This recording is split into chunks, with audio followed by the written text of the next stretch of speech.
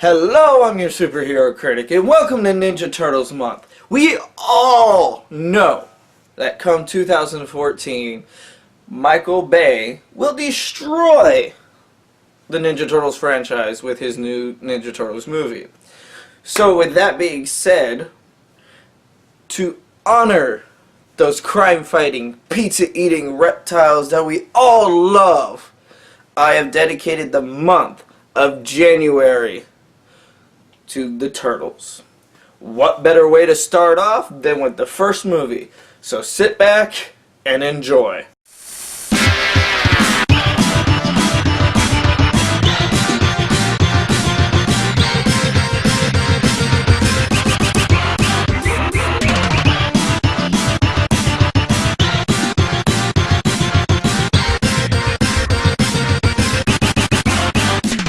The movie begins with an overview of New York City with a female overvoice speaking of the crime that has been committed for weeks.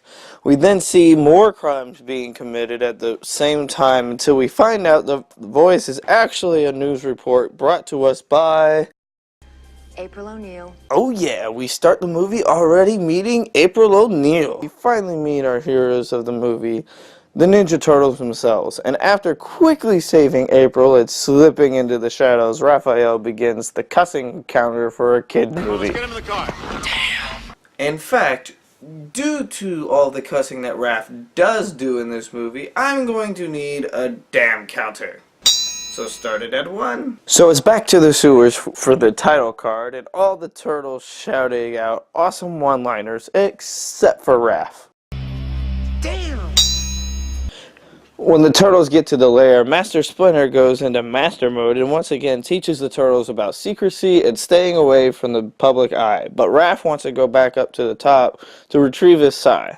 So, while the other turtles are dancing, Raphael decides to go see a movie. I really doubt a trench coat and a hat is a good disguise for a turtle. While Mikey's waiting for pizza, him and Donnie get into a conversation about how life would be without Master Splinter. And the pizza man learns a lesson from Mikey himself. Wise man say, forgiveness is divine, but never pay full price for late pizza. Best knowledge ever. Cutting back to Raph, we see Raph trying to step in to be a hero when two kids try to steal an old lady's purse, but he gets stopped by the vigilante Casey Jones. The fight eventually goes back and forth with both Casey and Raph spatting out joke after joke, but eventually Casey gets the upper hand. This, of course, pisses Raph off and leads to Raph chasing Casey across New York. What the heck was that? Looked like sort of a big turtle in a trench coat. See, I told you your costume was a piece of shit. Come back here! I'm not finished with you! Damn! After the fight with Casey, Raph tries to sneak back into the sewer, but is stopped by Splinter, and after a long conversation about needing to let go of his own anger, Raph is convinced that he needs to start speaking his mind to the rest of the family. Going back to April's, we see her getting a visit from her boss, telling her to drop the story on the foot, but like the April we all know and love, she refuses to back down. This conversation eventually leads to them arguing over her boss's. I wonder where the hell he got those things anyway. You clearly didn't watch your son in the beginning of the movie. The movie then cuts back and forth from both the turtles and a shadow figure, both watching the interview being inducted to the chief of police by April herself. I think you know just as much as I do about this Foot Clan, and I don't think you're doing anything about it. You expect me to waste precious manpower because a few immigrants are reminded of something that supposedly happened years ago in Japan? Last I checked, that was your job. Are you trying to tell me how to do my job? Down in the subway, April gets ambushed by the Foot to stay out of their business, and is eventually saved by Raph. Raph then takes her to the sewer to get her back to health, despite all the arguments from the rest of the turtles.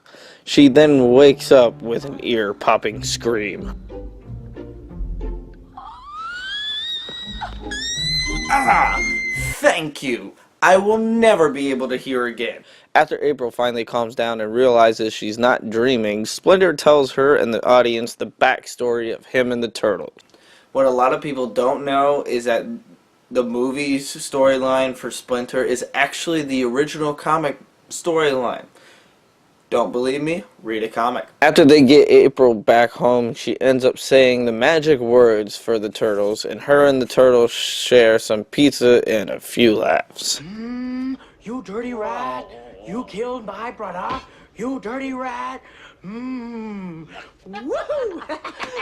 That must be Splinter's favorite.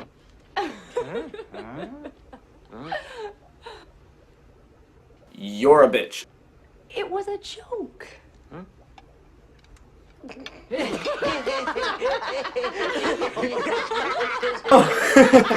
was a joke. You're still a bitch. The turtles eventually head back to the sewers, but only to find out something horrible has happened.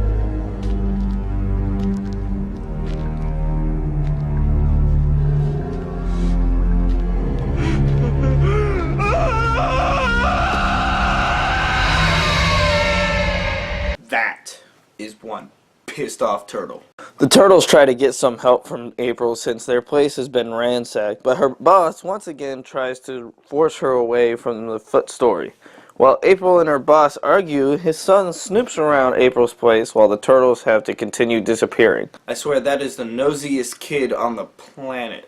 If I saw him snooping around my house like that, I'd punch him in the face. After Danny and his father have a fight, Danny runs and heads towards every teenager's dream place to hang out, where they can do what they want, when they want, from skating to poker to smoking. You guys want, we got anything you want to do it. You know what I'm saying? Anything. You got any cigarettes? Regular or menthol? Finally, after a short training session with the man known as Tatsu, we finally get to meet the main villain of the Turtles franchise, the one and only Shredder, who promises all the kids he can be what they desire the most. This is your family. I am your father. The movie jumps to another news report the Turtles are watching, and Leo and Raph get into an argument about what to do about the Foot. Raph eventually leaves and heads up to the roof to blow off steam. Damn! Ninja kick the damn rabbit! Do something! While Raph starts fighting an ambush from the Foot, April starts a tour of the antique shop, and the tour goes really well until... We'll be back any minute. So we finally get the fight we've been waiting for, the Turtles versus the Foot. And of course, because they are the heroes at first, the Turtles are winning the battle until... I'm not sure if this is, structurally speaking, such a good time for your, buddies to drop in.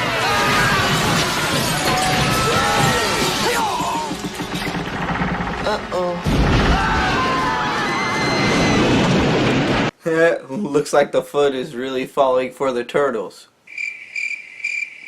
Okay, so that joke sucked. Bite me! With the Turtles outnumbered, they quickly start to lose the battle until the savior of the day, Casey Jones, shows up to help. During the battle, a couple of the Foot end up axing electrical lines and the place starts to go up in flames. The Turtles barely have enough time to get out, and April's boss ends up leaving a message on her answering machine. Fired, April. I'm sorry. I know this comes as a blow. You say that again, Chuck. Oh, so Casey could get away with a corny joke, but I can't? Enraged that the Foot failed to capture the turtle, Shredder tries to get more information out of Splinter. Tatsu then has a huge temper tantrum.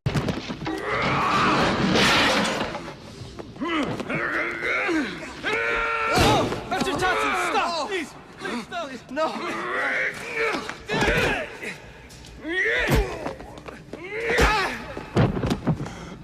That guy needs some anger management. Danny pays a visit to Splinter for the first time, and they have a conversation about having a family and the typical son, I hate my father type crap. For a lengthy amount of time, April, Casey, and the Turtles make refuge at a house in the woods, with April narrating the entire set of scenes. To me, it's just a way to make some filler scenes, and eventually, after a long time of filler, Raphael finally wakes up and the Turtles are four once again. It's just so touching. After Shredder heads towards his past, we get a miniature training montage, and Leonardo wants the rest of the Turtles to help him spiritually contact Splinter. Once it finally works, Splinter tells his son of how proud he really is of them, and that it's finally time to end the Foot once and for all. What is it? It's time to go back. When they get back to the sewers, we find out that Danny had been camping out in their home for a while. Casey soon follows Danny after he slips out into the night, and as Danny goes into speaking with Splinter again, we get more backstory, this time on Splinter himself. And now the moment we have all been waiting for. It's the final showdown! Due to Danny's slight betrayal, the Foot heads straight to the sewers, so instead they bring the battle to them and quickly rid the sewers of the Foot. Going back to the Foot headquarters, Casey ends up fighting with Tatsu in order to save Splinter, and eventually leads to Casey pulling out a secret weapon.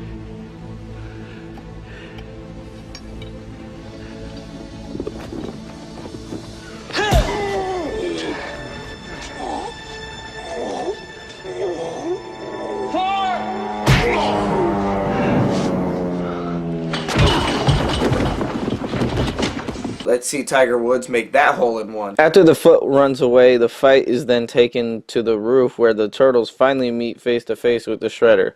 And after they continue to get their asses kicked, the only way they get close to winning is when Splinter comes and saves the day. Finally, the epic showdown between Splinter and Shredder.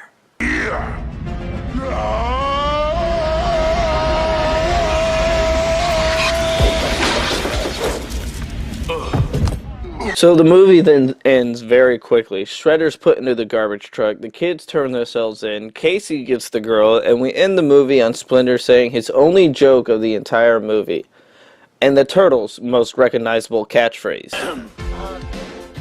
I have always liked Cowabunga. Huh?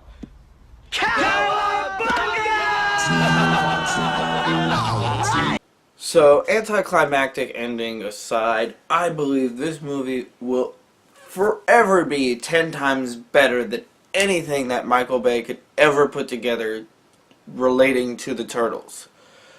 So, with that aside, join me next week when we dive into the secret of the ooze. I'm your superhero critic. I stay super, so you stay awesome.